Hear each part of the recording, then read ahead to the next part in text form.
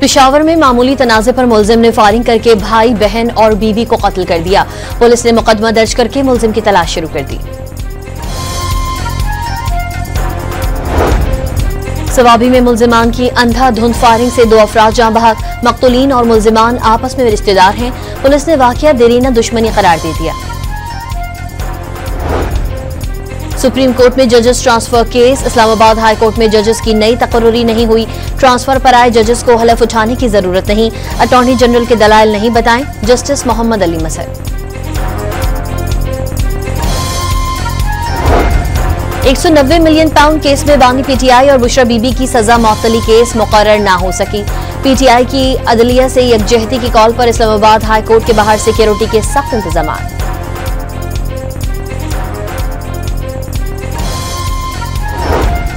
कराची की इंसदादी दहशतगर्दी अदालत में ट्रेलर जलाने का मुकदमा। महाजिर कौमी मूवमेंट के सरबरा आफाक अहमद और दीगर पर जून के पहले हफ्ते में फर्द जुर्मायत की जाएगी।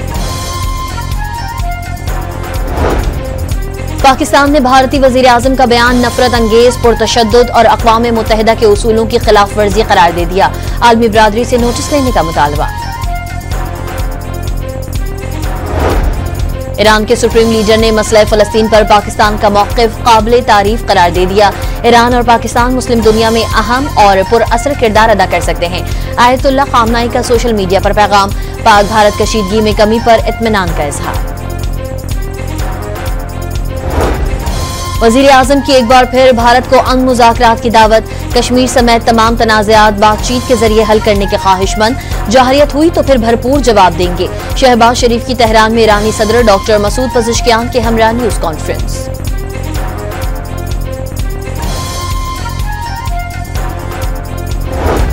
पश्चिम में लेवीज एहलकारों की कार्रवाई। कोयटा से रावलपिंडी जाने वाली बस से मौक़वी बच्चा बाजियाब करा लिया। मुलजिम को भी गिरफ्तार कर लिया। कोयटा पुलिस के हवाले किया जाएगा। Assistant commissioner. ईद उल अज़हा का चांद देखने के लिए मरकजी रोयत हिलाल कमेटी का इजलास आज इस्लामाबाद में होगा। मौलाना अब्दुल खबीर आजाद सदारत करेंगे। पाकिस्तान में ईद उल अज़हा 7 जून को होने का इम्कान।